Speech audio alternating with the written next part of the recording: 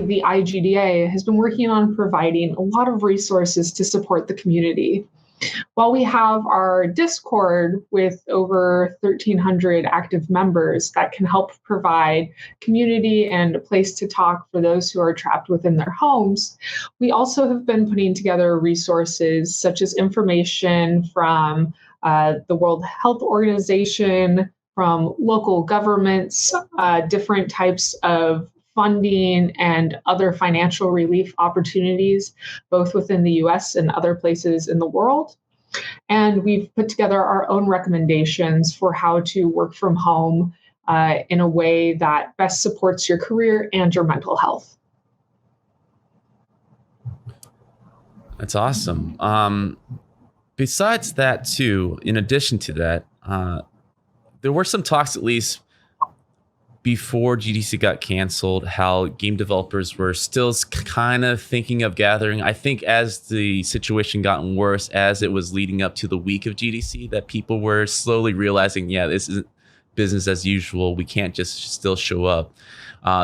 Do you know a little bit more detail about what did people even bother going at all as the week was coming close, or did they just all right, let's just cancel the whole thing and let's not even meet up because, you know, the whole city was quarantined by that time?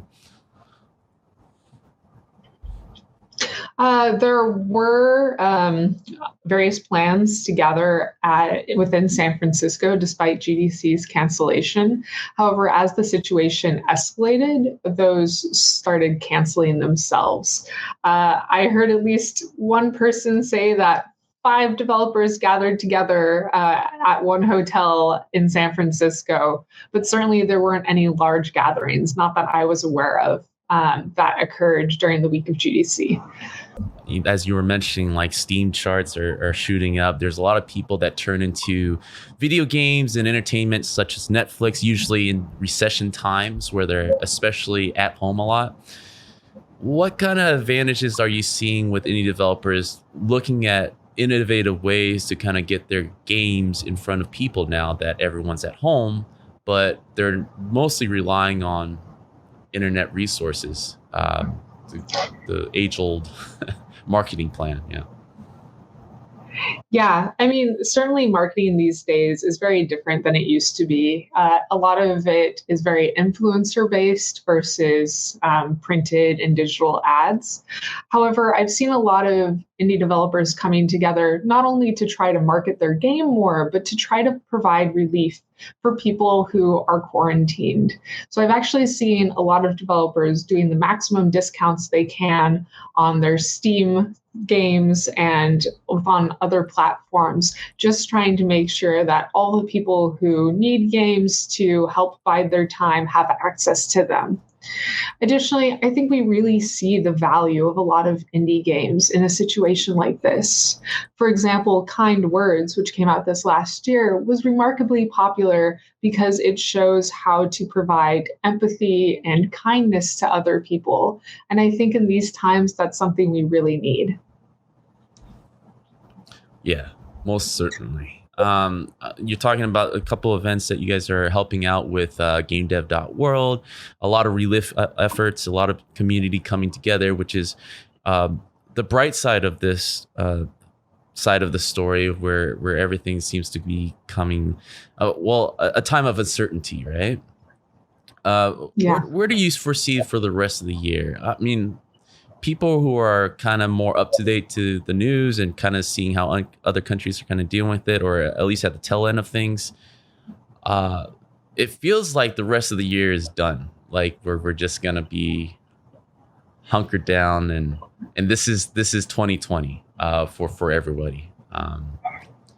Do you see the impact of it really extending beyond 2020? Because it doesn't feel like business is going to be as usual after everyone recovers. I think that there will certainly be impacts of this lasting beyond 2020, regardless of how long the quarantines and outbreak occur. And I think that's mostly because right now we're seeing a huge shift in technology and a lot more people working remotely. As someone who has worked remotely for 4.5 years of the last 8, it's something that I'm very familiar with, and I'm very familiar with the social effects of that.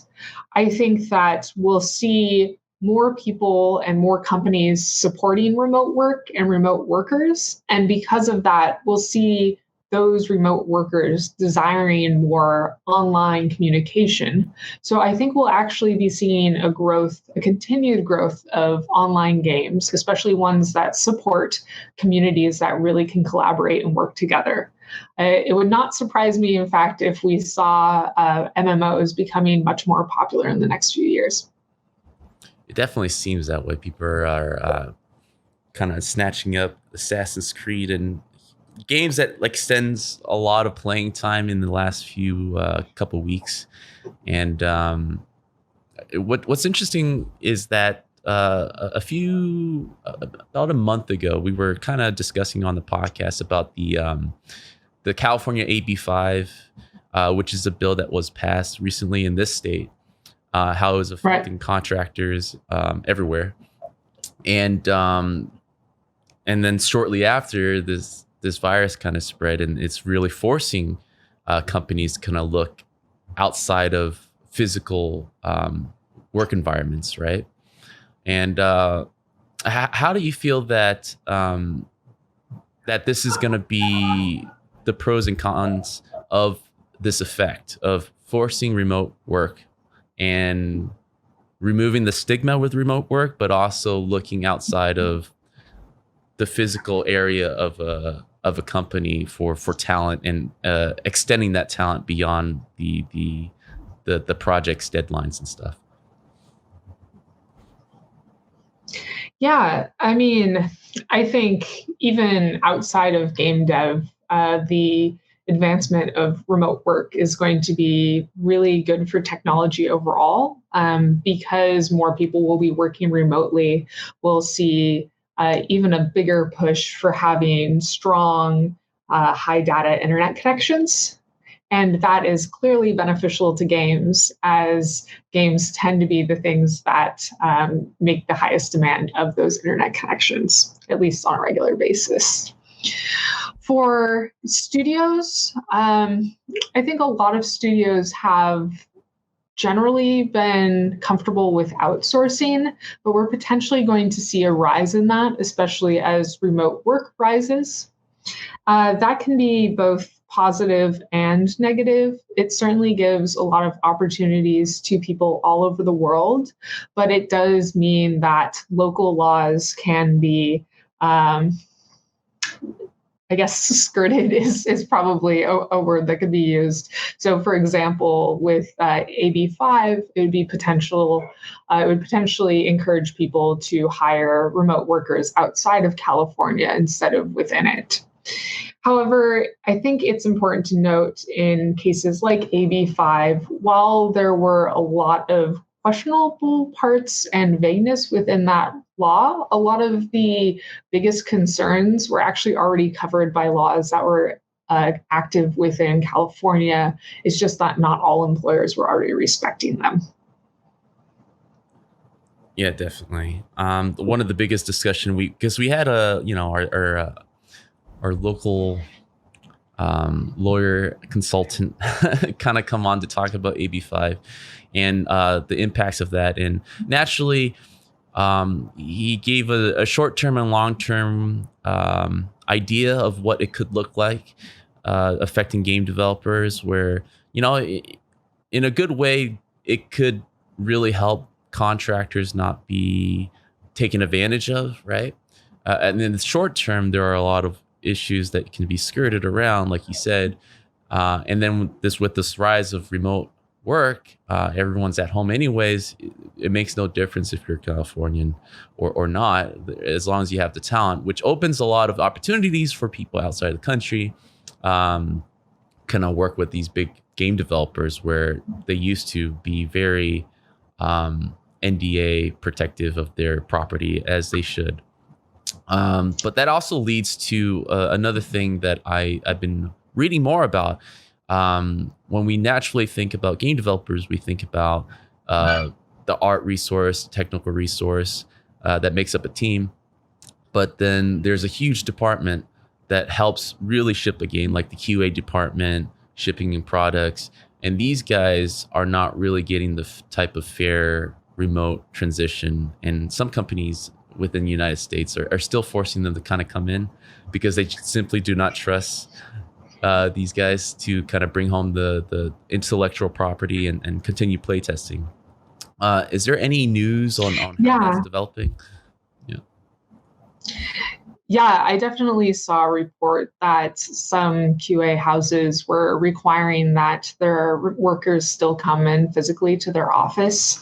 And I think that is definitely a health risk. And unfortunately, it's something that the IGDA definitely discourages. We encourage listening to your local government and their regulations.